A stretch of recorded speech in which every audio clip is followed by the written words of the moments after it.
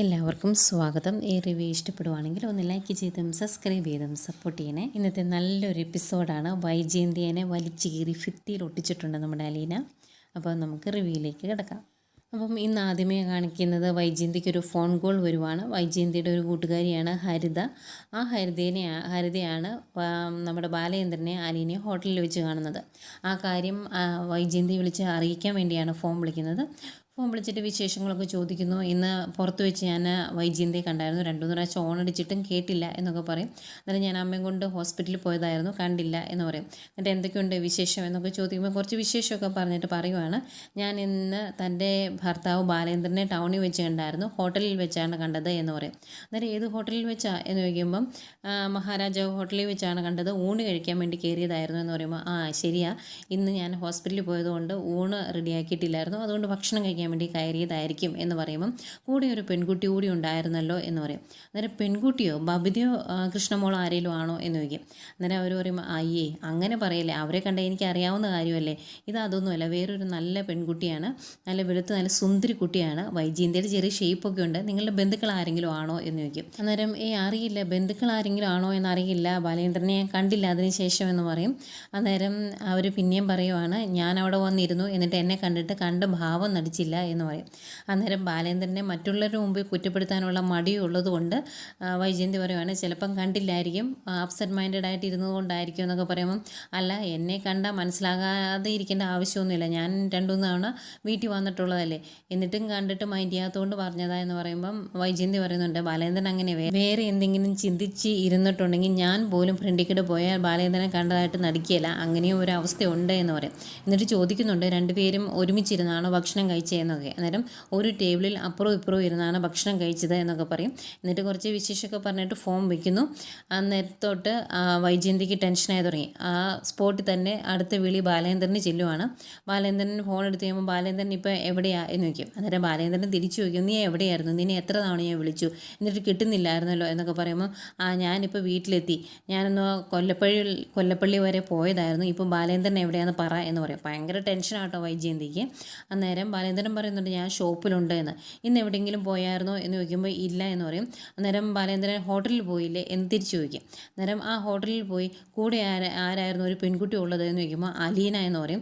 അന്നേക്കും വൈജയന്തിക്ക് അങ്ങ് ഇരച്ച് കീറുവാണ്. അലീനയും കൊണ്ട് നിങ്ങൾ ഇങ്ങനെ ഹോട്ടലിൽ പോയത് എന്ന് ചോദിക്കുവാണ്.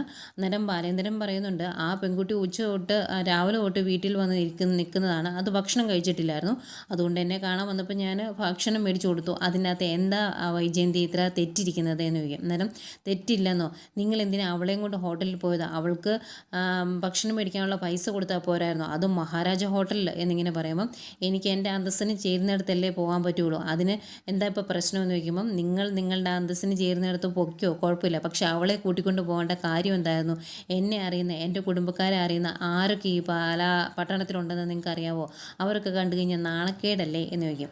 അന്നേരം ബാലേന്ദ്രൻ ചോദിക്കും, എന്ത് നാണക്കേട്, നമ്മുടെ വീട്ടിൽ വർക്ക് ചെയ്യുന്ന ഒരു പെൺകുട്ടിക്ക് ഉച്ചയ്ക്ക് ഇത്തിരി ഭക്ഷണം മേടിച്ച് കൊടുത്തത് ഇത്രയും വലിയ തെറ്റാണോ എന്ന് ചോദിക്കും. അന്നേരം ബാലേന്ദ്രൻ ഇതൊന്നും പറഞ്ഞാൽ മനസ്സിലാകില്ല എന്ന് പറഞ്ഞാൽ കത്തിക്കയറുക കേട്ടോ വൈജയന്തി.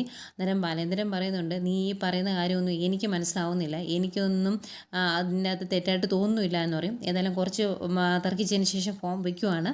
എന്നിട്ട് നേരെ വൈജയന്തി അലീനയുടെ അടുത്തോട്ട് വരുക. അന്നേരം മുത്തശ്ശിയുടെ കാല് തിരുമ്മി കൊടുത്തുകൊണ്ടിരിക്കുമായിരുന്നു അലീന.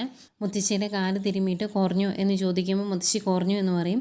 അന്നേരം അലീന പറയുന്നുണ്ട്, കുറഞ്ഞെങ്കിലേ പറയാവുള്ളൂ, അല്ലെങ്കിൽ നമുക്ക് ഹോസ്പിറ്റലിൽ പോകണം എന്നൊക്കെ പറയുന്നുണ്ട് അലീന. അന്നേരം ഇല്ല മോളെ, ഇപ്പം കുറവായി എന്നിങ്ങനെ പറയും. ഇവരിങ്ങനെ സംസാരിച്ചുകൊണ്ടിരിക്കുന്നതൊക്കെയാണ് അങ്ങോട്ടേക്ക് പൊട്ടിത്തെറിച്ചുകൊണ്ട് അങ്ങോട്ട് നമ്മുടെ വൈജയന്തി കയറി വരുന്നത്. എന്നിട്ട് ദേഷ്യപ്പെട്ട് ഇങ്ങനെ ചോദിക്കും, നീ ഇന്ന് ബാലേന്ദ്രനെയും കൂട്ടി ഹോട്ടലിലേക്ക് പോയായിരുന്നോ എന്ന്.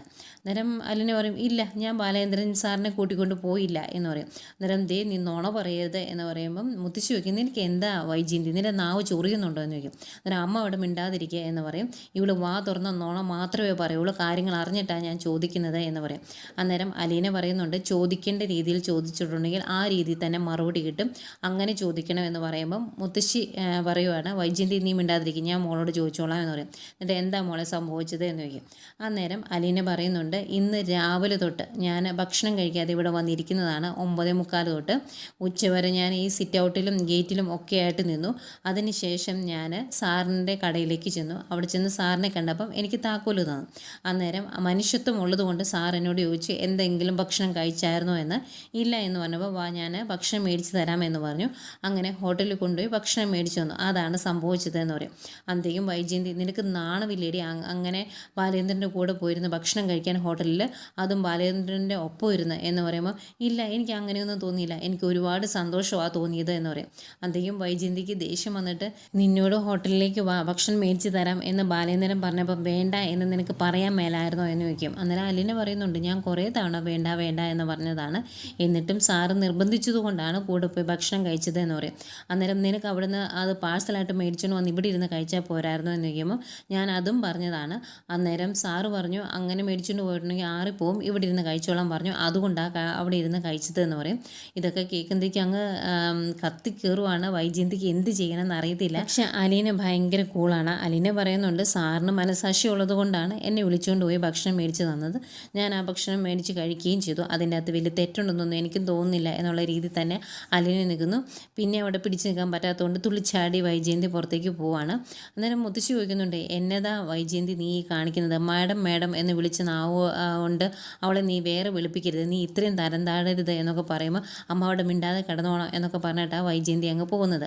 പോയി കഴിയുമ്പം അലീന മുത്തശ്ശിയോട് പറയുന്നുണ്ട് അടുത്ത പരീക്ഷണം വരാനിരിക്കുന്നതേ ഉള്ളൂ, ദേ ഇരിക്കുന്ന കവറുകൾ മുത്തശ്ശി കണ്ടോ എന്ന് ചോദിക്കുക. അന്നേരം അതെന്താ മോളെ എന്ന് ചോദിക്കുമ്പം അത് കുറച്ച് ഡ്രസ്സും ഒരു കമ്മലൊക്കെയാണ് എന്ന് പറയും. അന്നേരം അത് ആര് മേടിച്ച് തന്നതാ, അത് നീ മേടിച്ചതാണോ എന്ന് ചോദിക്കുമ്പോൾ അതൊക്കെ ഞാൻ പറയാം, ഞാൻ ആദ്യം മുത്തശ്ശിയുടെ കാലൊന്ന് ചൂട് പിടിക്കട്ടെ, ഞാൻ വെള്ളം എടുത്തുകൊണ്ട് വരട്ടെ എന്ന് പറഞ്ഞിട്ട് അലീന അവിടെ നിന്ന് അങ്ങ് പോവാണ്. മുത്തശ്ശി ഇങ്ങനെ സംശയിച്ച് നോക്കിക്കൊണ്ട് നിൽപ്പുണ്ട്. പിന്നെ കാണിക്കുന്നത് നമ്മുടെ അലീനെ ചൂടുവെള്ളമൊക്കെ എടുത്തുകൊണ്ട് വന്നു. എന്നിട്ട് മുത്തശ്ശിയുടെ കാല് ചൂട് പിടിക്കുവാണ്. അന്നേരം ചോദിക്കുന്നുണ്ട് കറക്റ്റ് ചൂടാണോ മുത്തശ്ശി എന്നൊക്കെ. അന്നേരം മോൾ എന്ത് ചെയ്താലും കറക്റ്റ്, അതിനകത്ത് പറയാനൊന്നുമില്ല, കുറച്ച് ആശ്വാസമുണ്ട് കാലിന് എന്നൊക്കെ പറയും. അന്നേരം അലീന പറയുന്നുണ്ട് ഞാൻ ഇതൊക്കെ പഠിച്ചത് സ്നേഹനികേതനത്തിൽ വെച്ചാണ് എന്ന്.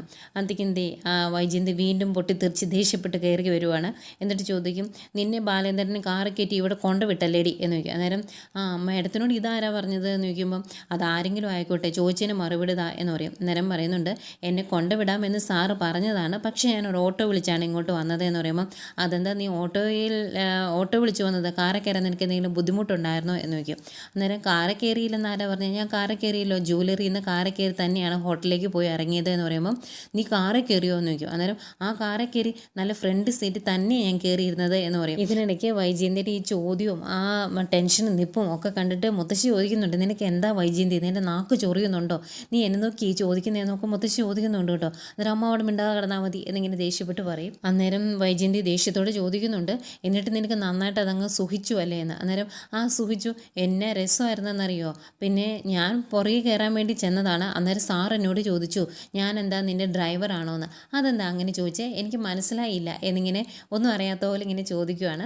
അന്നേരം മുത്തശ്ശി പറയും മോളെ ഡ്രൈവർമാർ വണ്ടി ഓടിക്കുമ്പോൾ മുതലാളിമാരാണ് പുറകിലിരിക്കുന്നത്, അതുകൊണ്ടാണ് അവൻ അങ്ങനെ ചോദിച്ചതെന്ന് പറയുമ്പോൾ ഓ സാർ അങ്ങനെയാണോ ചോദിച്ചത്, എനിക്ക് മനസ്സിലായില്ലായിരുന്നു എന്ന് പറയും. എന്നിട്ട് അലീന ഇപ്പുറത്തേക്ക് ഓരോന്ന് എടുക്കാനൊക്കെ വരുന്നെങ്കിൽ പുറകെ ചെല്ലുവാണ് വൈജയന്തി. അന്നേരം നിനക്ക് നാണം കൊണ്ടോടി ആ വണ്ടിയിൽ അങ്ങനെ കയറിയിരിക്കുക എന്ന് ചോദിക്കുമ്പോൾ എന്തിനാ നാണിക്കുന്നത്, എനിക്ക് എൻ്റെ സ്വന്തം അച്ഛൻ കൊണ്ടുപോയതുപോലെയാണ് തോന്നിയത് എന്ന് പറയും.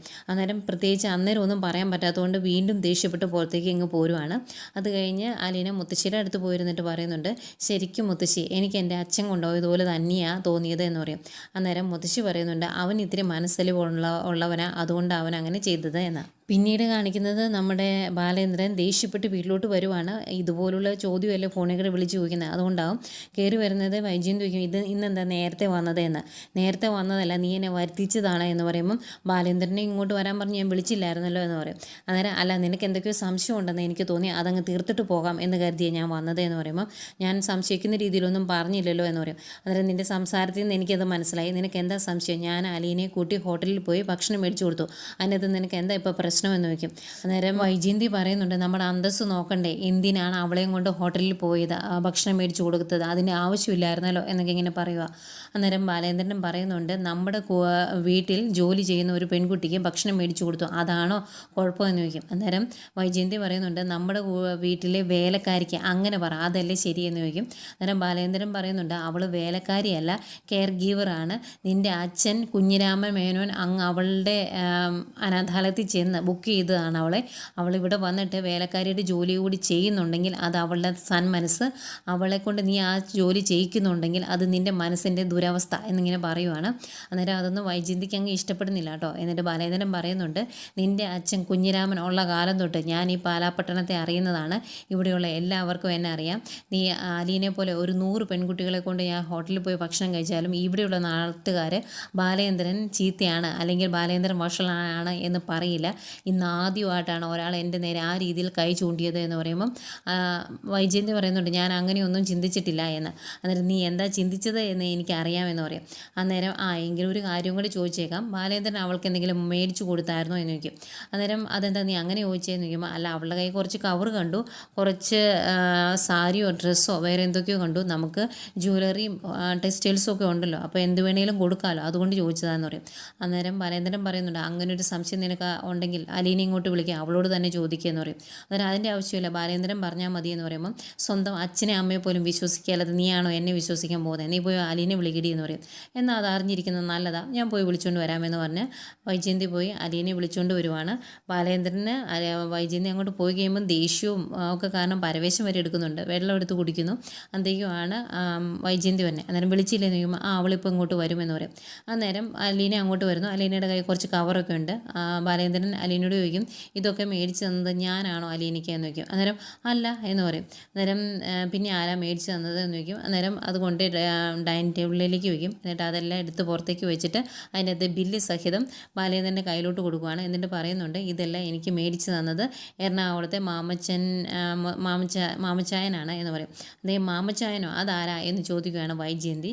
അന്നേരം പറയുന്നുണ്ട്, അത് രേവതിക്കുട്ടി നിൽക്കുന്ന വീട്ടിലെ അങ്കിളാണ് എന്ന് പറയും. അന്നേരം ഈ രേവതിക്കുട്ടി ആരാ എന്ന് ചോദിക്കുമ്പോൾ അലീന പറയുന്നുണ്ട്, അത് ഞാൻ പറഞ്ഞിട്ടാണല്ലോ പോയത്, രേവതിക്കുട്ടിയെ കാണാൻ വേണ്ടിയാണ് ഇവിടുന്ന് പോകുന്നതെന്ന്, അവൾ എൻ്റെ അനിയത്തിയാണ് എന്ന് പറയുമ്പം വൈജയന്തി ഇങ്ങനെ കളിയാക്കി പറയുവാണ്, അനിയത്തിയോ, ഓർഫനേജിൽ വളർന്ന് നിനക്ക് ഇവിടുന്ന് അനിയത്തി ഉണ്ടാകുന്നത് എന്ന് ചോദിക്കും.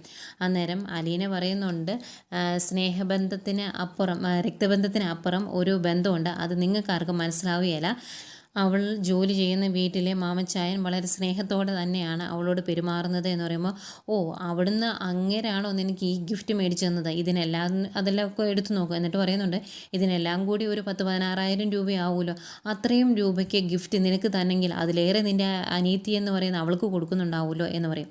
അന്നേരം അലീന പറയുന്നുണ്ട്, ഉണ്ട്, അവൾക്ക് കയ്യിൽ ഇടാൻ ചെയിനും വാച്ചും കമ്മലും ഡ്രസ്സും അങ്ങനെ പലതും മേടിച്ചു കൊടുത്തിട്ടുണ്ട് എന്ന് പറയുമ്പം വൈജയന്തി പറയുവാണ്, അങ്ങനെ മേടിച്ചു കൊടുക്കും, നിൻ്റെ സംസാരത്തിൽ നിന്ന് എനിക്ക് മനസ്സിലായി ഇത് നിൻ്റെ ഗിഫ്റ്റാണെന്ന്, നിനക്ക് ഇത്രയും ഗിഫ്റ്റ് മേടിച്ചു തരാൻ എന്താ കാര്യം എന്താണ് എനിക്ക് മനസ്സിലായില്ല എന്ന് പറയുമ്പം അലീന പറയുന്നുണ്ട്, എനിക്ക് ഈ ഗിഫ്റ്റ് മേടിച്ചു തരാൻ അവരെ തോന്നിച്ചത് അത്രയും നല്ലൊരു പെൺകുട്ടിയെ അവരുടെ വീട്ടിലേക്ക് കൊണ്ട് വിട്ടത്, അവിടെ ഏൽപ്പിച്ചത് ഞാനാണ്, അതിൻ്റെ സന്തോഷത്തിനാണ് എനിക്കിതെല്ലാം മേടിച്ച് തന്നത് എന്ന് പറയുമ്പം കൊള്ളാം, ഏതായാലും പെൺകുട്ടികൾ ഒരുമ്പിട്ട് ഇറങ്ങിയിട്ടുണ്ടെങ്കിൽ ഇതിലേറെ ഗിഫ്റ്റ് കിട്ടും എന്ന് എനിക്ക് അറിയാമെന്ന് പറയും. അന്നേരം അലീന ഇത്തിരി ദേഷ്യത്തിൽ തന്നെ ചോദിക്കുവാണ്, ഈ പറഞ്ഞതിൻ്റെ അർത്ഥം എനിക്ക് മനസ്സിലായില്ല എന്ന്. മനസ്സിലാക്കാനൊന്നുമില്ല, പെൺകുട്ടികൾ ഒരുപാട് ഇറങ്ങിയിട്ടുണ്ടെങ്കിൽ എന്തും നേടാൻ പറ്റും എന്ന് തന്നെയാണ് ഞാൻ പറഞ്ഞത് എന്ന് പറയുമ്പോഴത്തേക്കും അത് കേട്ടുകൊണ്ട് നിൽക്കുന്ന ബാലേന്ദ്രൻ്റെ ഭയങ്കര ബുദ്ധിമുട്ടാണ്. അന്നേരം ബാലേന്ദ്രൻ, വൈജയന്തി നീ സൂക്ഷിച്ച് സംസാരിക്കുക എന്ന് പറയുന്നുണ്ട്. അന്നേരം വൈജയന്തി പറയുവാണ്, ഇതുപോലുള്ള ഗിഫ്റ്റുകൾ പല സ്ഥലത്തുനിന്നും കിട്ടും, അങ്ങനെയുള്ള ഗിഫ്റ്റുകൾ കിട്ടുമ്പം ഒന്ന് സൂക്ഷിക്കുന്നത് നല്ലതാണ്, പുറമേ കിട്ടുന്ന ഗിഫ്റ്റിനപ്പുറം ഉള്ളിലോട്ട് ഗിഫ്റ്റൊന്നും കിട്ടാതിരിക്കുന്നതായിരിക്കും നല്ലത്, സൂക്ഷിച്ചാൽ ദുഃഖിക്കേണ്ട എന്നൊക്കെ പറയുവാണ്. അതൊക്കെ കേൾക്കുമ്പോൾ അലീനയ്ക്കങ്ങ് ദേഷ്യം വരുന്നുണ്ട്. അന്നേരം അലീന പറയുന്നുണ്ട്, മനുഷ്യപ്പറ്റില്ലാത്ത സ്നേഹമില്ലാത്ത കുറേ മനുഷ്യർ, രക്തബന്ധത്തിന് വില കൊടുക്കാത്തവർ ഓർഫനേജിൽ കൊണ്ട് കുട്ടികളെ ഉപേക്ഷിക്കും, അവിടുന്ന് മനുഷ്യപ്പറ്റും സ്നേഹമുള്ള ആൾക്കാർ കുട്ടികളെ എടുത്തു വളർത്തും, അങ്ങനെയുള്ളവർ കുട്ടികളെ കാണുമ്പം അവരെ സ്നേഹിക്കുകയും അവരെ സംരക്ഷിക്കുകയും ചെയ്യും, അതാണ് ഇവിടെ സംഭവിക്കുന്നത് എന്ന് പറയും. അന്നേരം അതങ്ങ് ഇഷ്ടപ്പെടുന്നില്ല, ദേഷ്യപ്പെട്ടിട്ട് അങ്ങ് പോവാണ് വൈജയന്തി. അങ്ങ് പോകുന്ന വൈജയന്തി തോറ്റുപോയാലോ എന്നോർത്ത് തിരിച്ചു വന്നിട്ട് പിന്നെയും പറയുവാണ്, അതെ ഇതുപോലെ നീ ഈ പറഞ്ഞ രീതിയിൽ ഒരു ഗിഫ്റ്റ് പലർക്കും പല ഗിഫ്റ്റും കിട്ടാറുണ്ട്, അങ്ങനെ ഉള്ളിൽ കിട്ടിയ ഏതോ ഒരുത്തിക്ക് അങ്ങനെ ഉള്ളിൽ കിട്ടിയ ഒരു ഗിഫ്റ്റല്ലേ നീ എന്ന് ചോദിക്കുക. അത് കേൾക്കുമ്പോൾ ഇങ്ങനെ ദേഷ്യം വന്നിട്ട് ഇങ്ങനെ ഇരച്ച് നിൽക്കുവാണ് അലീനയെ. അന്നേരം ഇത്രയും പറഞ്ഞിട്ട് അങ്ങോട്ട് ജയിച്ചു എന്ന ഭാവത്തിൽ വൈജയന്തി പോകാൻ തുടങ്ങും. അലീന പറയുന്നുണ്ട്, ഒന്ന് നിന്നേ, പറഞ്ഞതിൻ്റെ അർത്ഥം എനിക്ക് നന്നായിട്ട് മനസ്സിലായി, അങ്ങനെയാണെങ്കിൽ കുറച്ച് ചോദ്യങ്ങൾ ഞാൻ അങ്ങോട്ടും അങ്ങ് ചോദിക്കട്ടെ, അതിനും മറുപടി പറഞ്ഞിട്ട് പോയാൽ മതി എന്ന് പറയുക കേട്ടോ. ഇത്രയും കാണിച്ചുകൊണ്ടാണ് ഇന്നത്തെ എപ്പിസോഡ് അവസാനിക്കുന്നത്. പക്ഷേ നാളത്തെ പ്രൊമോ കാണിക്കുന്നുണ്ട്. ആ പ്രൊമോയിൽ അലീന വൈജയന്തിയോട് ചോദിക്കുന്നുണ്ട്, നിങ്ങൾ ആഗ്രയിൽ പോയി പഠിച്ചതൊക്കെ അല്ലേ എന്ന് ചോദിച്ച് കുറച്ച് കാര്യങ്ങൾ ചോദിക്കുന്നുണ്ട്. അത് കേൾക്കുന്നേക്കും ഭയങ്കരമായിട്ട് ടെൻഷനായിട്ട് ഇതൊക്കെ നിന്നോട് ആരാ പറഞ്ഞത് എന്ന് ചോദിക്കുമ്പം അതറിഞ്ഞു എന്ന് പറയുന്നുണ്ട്. ഏതായാലും ഇതോടുകൂടി വൈജയന്തി ഒതുങ്ങും.